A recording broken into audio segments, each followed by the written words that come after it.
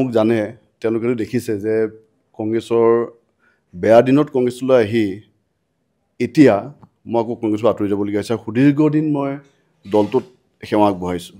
সেইটো যিসকলে জানে বা আমাৰ দলৰ ভিতৰ মহলতো যিসকলে বুকুত হাত থৈ কথা কোৱাৰ সাহস আছে তেওঁলোকেতো স্বীকাৰ কৰিব।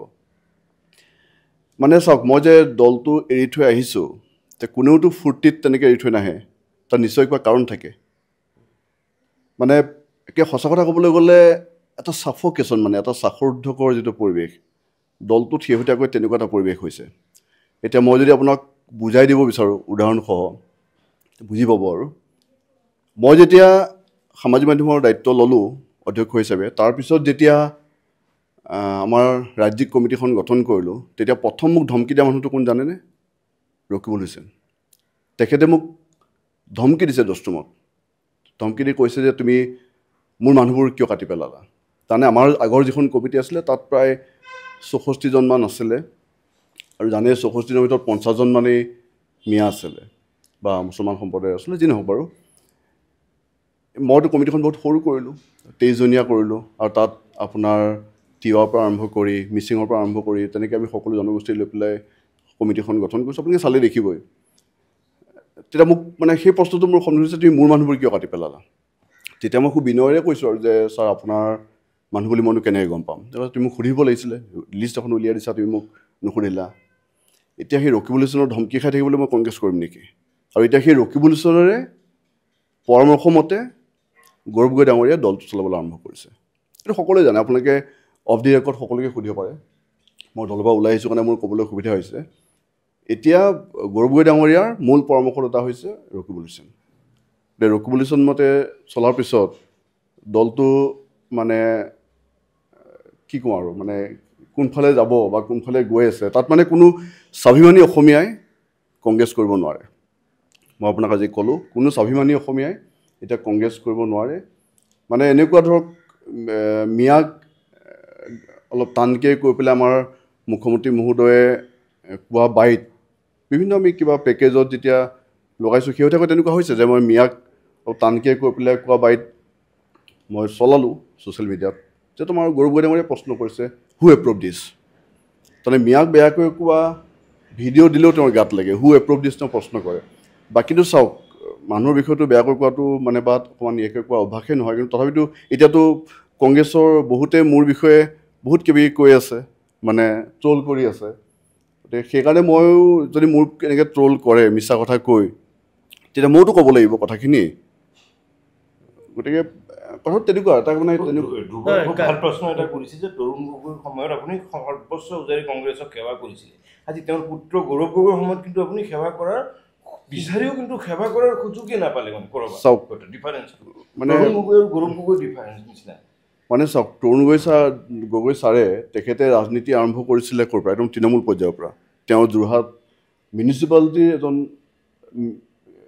মানে পাৰিষদ আছিলে, নহয় জানো? যোৰহাট মিউনিচিপালিটিৰ পৰা গৈ পেলাই তেওঁ মুখ্যমন্ত্ৰী হৈছে। তেওঁ সেই মাটিৰ সৈতে সম্পৰ্কটো আছিলে। কিন্তু গৌৰৱ গগৈ ডাঙৰীয়া তেওঁ যে MP হৈছে, কেতিয়া হৈছে? যেতিয়া তেওঁৰ দেউতাক মুখ্যমন্ত্ৰী আছিলে, এটা জিকা চিটৰ পৰা তেওঁ সাংসদ হৈছে। তেওঁৰ সেই মানে মাটিৰ সৈতে সম্পৰ্কটো তেওঁৰ কম। মানে আজিতো মই ক'বই পাৰোঁ, মোক কংগ্ৰেছ দলত প্ৰথম ধমকি দিয়া মানুহটো আছিলে গৌৰৱ গগৈ ডাঙৰীয়া। তেওঁ নিশ্চয় মনত পৰিব, 21 চনত যেতিয়া মেনিফেষ্টো কমিটি হৈছিলে, মেনিফেষ্টো কমিটিৰ গৌৰৱ গগৈ ডাঙৰীয়া তেখেত চেয়াৰমেন আছিলে, মই কনভেনৰ আছিলোঁ। গতিকে মই তেখেতৰ ঘৰত গৈ পেলাইও কাম চাম কৰোঁ। প্ৰথম এসপ্তাহমান পিছতে নেকি, মানে মইতো ইমান দিন ধৰি সাংবাদিকতা কৰিছোঁ। মই আপোনালোকে জানে, মই এখন পেপাৰৰ নিউজ এডিটৰ আছিলোঁ, এখন আলোচনীৰ কাৰ্যবাহী সম্পাদক আছিলোঁ, মই এটা পাব্লিকেশ্যন হাউচৰ এডিটৰ আছিলোঁ 5 বছৰ ধৰি পেলাই। এটলিষ্ট মোৰতো সেইখিনি মানে জ্ঞান আছে যে এখন ইস্তাহাৰ কেনেকৈ কৰিব লাগে। মই দেখিছোঁ তেওঁৰ যিটো পদ্ধতিৰে কৰিছে, দেখোন সম্পূৰ্ণ উল্টা পদ্ধতি এটা কৰি আছে। গতিকে মই ভাবিছোঁ তেওঁক কোৱাটো উচিত। মই খুব বিনয়েৰে তেখেতক কৈছিলোঁ যে আমি কামটো এনেকৈ কৰাতকৈ আমি যদি এনেকৈ কৰোঁ, এইটো উপায়েৰে কৰোঁ, আমাৰ মানে সহজ হ'ব। তেওঁ মইতো আচৰিত, তেওঁ মোক ঘপককৈ কৈছে, মই কিবা এটা কৈ আছোঁ নহয়, আপুনি ওপৰত কিয় কথা কৈছে? মই মন কৰি আছোঁ আপুনি বহুত ওপৰত কথা কয়। মানে মই যদি বহুত ওপৰত কথা কওঁ বুলি কয়, কংগ্ৰেছৰ কোনো বিশ্বাস নকৰে। এইটো আপোনালোকেও জানে, মানে যে মই নিজক অলপ আণ্ডাৰ এষ্টিমেটহে কৰোঁ বহুত ক্ষেত্ৰত। গতিকে তাৰপিছত মইতো ৰিপুণ বৰা ছাৰক মই ক'লোঁ যে মই নকৰোঁ কাম, তেনেকৈ ক'লোঁ। তাৰপিছত ৰিপুণ বৰা ছাৰে কৈছে তেতিয়াহ'লে মই জিতেন সিং লগত পাতিব লাগিব, তেনেকৈ ক'লে। তাৰপিছত মই আধা ঘণ্টামান অলপ নিজৰ লগত কথা পাতিলোঁ, পাতি পেলাই নিজক বুজালোঁ যে আমি দল এটা কৰি আছোঁ ইলেকশ্যনৰ সময়, গতিকে এইটো সময়ত যদি মানে আকৌ মই বহি দিওঁ বা এখন ইষ্টাৰখন সময়ত নোলায়, এইটো দলৰে ক্ষতি হ'ব। মই আকৌ ৰিপুণ বৰা ছাৰক ফোন কৰিছোঁ, ফোন কৰি কৈছোঁ যে ছাৰ আপুনি জিতেন সিঙৰ ছাৰৰ লগত কথা পাতিলে নেকি? তেওঁ ক'লে মই এতিয়ালৈকে পাতা নাই। মই ক'লোঁ যে পাতিব নালাগে, মই কামখিনি কৰিম। তাৰপিছত মই কামখিনি কৰিলোঁ। পিছততো ৰাহুল গান্ধী ডাঙৰীয়া এখন মানে উন্মোচন কৰিলে। মই আপোনাক মানে উদাহৰণটো দিছোঁ যে প্ৰথম ধমকি দিয়া মানুহজন হৈছে গৌৰৱ গগৈ। মোক কংগ্ৰেছত কোনো এজন লিডাৰে, কিমান লিডাৰৰ লগত মই কাম কৰিছোঁ, মানে ৰিপুণ বৰা ছাৰৰ নিচিনা ইমান চিনচিয়াৰ কাঢ়া মানুহ এজন, মানে বা অঞ্জন দত্ত, তেওঁতো কিমান চিনচিয়াৰ আৰু কাঢ়া মানুহটো, তেওঁলোকে কামৰ, মোৰতো কোনো আজিলৈকে কোনেও কোৱা নাই, কোনো কংগ্ৰেছৰ কোনো সেই লেভেলত মোক কথা কৈ পোৱা নাই। আৰু পিছত চাওক, তাৰপিছতো মই আকৌ আগ্ৰহেৰে মইতো কাম কৰি আছোঁ, এইটো মই আজিহে ক'লোঁ কথাটো। তাৰপিছতো তেওঁৰ ব্যৱহাৰটো মানে বেয়াটো হয়, মানে আপোনাক চেয়াৰমেন হিচাপে তেওঁ আকৌ নিযুক্তিও দিছিলে। মানে সেইটোৱে কৈছোঁ, ময়োতো কাম কৰিছিলোঁ, তেখেতে দিছিলে। ময়োতো আপোনালোকে দেখিছে যে মোক দায়িত্ব দিয়াৰ দিনাখন ফেচবুকত ফলোৱাৰ কিমান আছিলে, 2,95,000। আজি চাওক আপুনি, সেই 5 মাহৰ ভিতৰত 4,73,000 হৈছে। মানে ইমান বছৰ মিলি 2,95,000 আছিলে, আৰু 5 মাহত বাঢ়ি গৈ পেলাই 4,73,000 হৈছে। ইনষ্টাগ্ৰামত চাওক আপোনাৰ 2,000 আছিলে, এতিয়া প্ৰায় 35,000 হৈছে।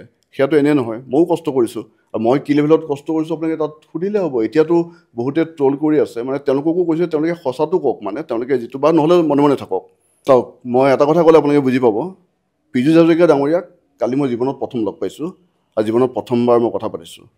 হিমন্ত বিশ্ব শৰ্মা ডাঙৰীয়াক মই আজিলৈকে লগো পোৱা নাই, এতিয়ালৈকে কথা পাতি পোৱা নাই। তাৰপিছত আপোনালোকে যি মন যায় কৈ থাকক, এটলিষ্ট মোৰ মানে সেই সততাক লৈ, মোৰ নিষ্ঠাখিনিক লৈ আপোনালোকে প্ৰশ্ন নুতুলিব। বাকী আপোনালোকে গালি পাৰক বা কি কৰে কৰক, মানে সেইটোত প্ৰশ্ন নুতুলিব। মই যেতিয়ালৈকে কংগ্ৰেছ কৰিছোঁ, আন্তৰিকতাৰে কৰিছোঁ, দলটোক ভাল পাই পেলাই কৰিছোঁ, আৰু দলটোৰ কাৰণে যিমান পাৰি মই কষ্ট কৰিছোঁ। এতিয়া চাওক, মই যে নতুনকৈ দায়িত্ব ল'লোঁ, মোৰ এটা সৰু অফিচ এটা আছিলে ৰাজগড়ত, আজি 1.5 মাহ আগত মই অফিচটো বাদ দিছোঁ। সেইটোতো গৌৰৱে গম নাপায়। মানে মই দেখিছোঁ যে মোৰ মানে তাত যাবলৈ সময় নাই। 4 মাহত মই 4 দিনো অফিচত বহিব পৰা নাই। তাত প্ৰিণ্টিং চিণ্টিং তেনেকুৱা কিবা ছ'চিয়েল মিডিয়া এনেকুৱা সৰু সুৰা কাম হৈছিলে, মই অফিচটো বাদ দিছোঁ। মই এটা ফাউণ্ডেশ্যনত কাম কৰিছিলোঁ, তাৰ পৰা মাহত মই এটা পইচা পাইছিলোঁ।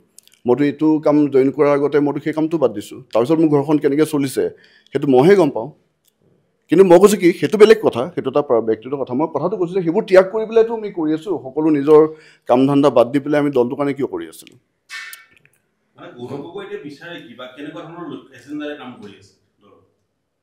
তেখেতে কি বিচাৰেতো তেখেতে জানিব, কিন্তু এইটো ঠিক, এইটো মানে গৌৰৱ গগৈ ডাঙৰীয়াৰ আটাইতকৈ ঘনিষ্ঠ মানুহ, অফিচিয়েলি তেওঁৰ লগত এটাচ মানুহে সেইখন চকীত ৰাজীৱ ভৱনত বহি পেলাই কৈ থাকে আমাৰ লক্ষ্য 31, আমাৰ লক্ষ্য 31 বুলি কয়। মোক কৈ পাইছে আমাৰ লক্ষ্য 31। কোন মানে? মই ক'লো ন, গৌৰৱ গগৈৰ ঘনিষ্ঠ আৰু অফিচিয়েলি তেওঁৰ লগত এটাচ তেনেকুৱা মানুহে ৰাজীৱ ভৱনত বহি পেলাই কৈ থাকে যে আমাৰ লক্ষ্য 31। এতিয়া মই এটা কথা কৈছোঁ, লক্ষ্য 31 হ'লে গৌৰৱ গগৈ ডাঙৰীয়াৰ একো ক্ষতি নহয়। গৌৰৱ গগৈ ডাঙৰীয়া হৈছে তেওঁ মুখ্যমন্ত্ৰীৰ পুত্ৰ, তেওঁ 3 বাৰৰ সাংসদ, তেওঁ লোকসভাৰ বিৰোধী উপদলপতি, তেওঁ প্ৰদেশ কংগ্ৰেছৰ সভাপতি, তেওঁৰ বয়স 42 বছৰ। তেওঁ 31লৈ ৰ'ব পাৰে, কিন্তু সেই 31লৈ ৰোৱা তেওঁলোকৰ সেই অংক, তেওঁলোকে এনেকুৱা হ'ব পাৰে যে 31লৈ তো ৰিপুণ বৰাৰ বয়স চাগে 75 বছৰমান হ'ব, প্ৰদীপ বড়ো ছাৰৰ বয়স চাগে 74 বছৰমান হ'ব। তেওঁলোকৰ বহুত অংক থাকিব পাৰে, বাটৰ কাঁইট আঁতৰিব, তেওঁলোকৰ লক্ষ্য 31 হ'ব পাৰে। কিন্তু সেই 31ৰ অংকটোৱে, তেওঁলোকৰ সেই 31ৰ অংকই এই যিসকল নিষ্ঠাৱান কৰ্মী আছে সাধাৰণ ঘৰৰ পৰা অহা, তেওঁলোকৰ সপোনবোৰ যে সাক্ষাৎ কৰি দিয়ে, সেই কথাটো কোনে কাক বুজাব?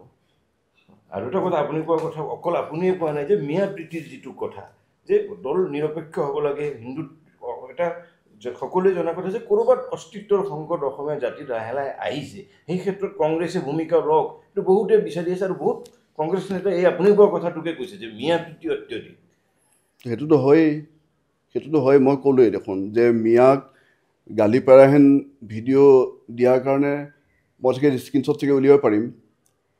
তেওঁ প্ৰশ্ন কৰিছে হু এপ্ৰুভ দিছ, কোনে দিলে? মানে এইটো গৌৰৱ গগৈয়ে প্ৰশ্ন কৰিছে, কোনে দিলে এইটো, মানে কোনে দিব দিলে? তাৰমানে তই মিয়াক গালি পাৰি পেলাই এতিয়া ভিডিঅ' দিলেও তোৰ গাত লাগে, তাতকৈ মিয়া প্ৰীতি কিবা বেলেগ লাগে নেকি?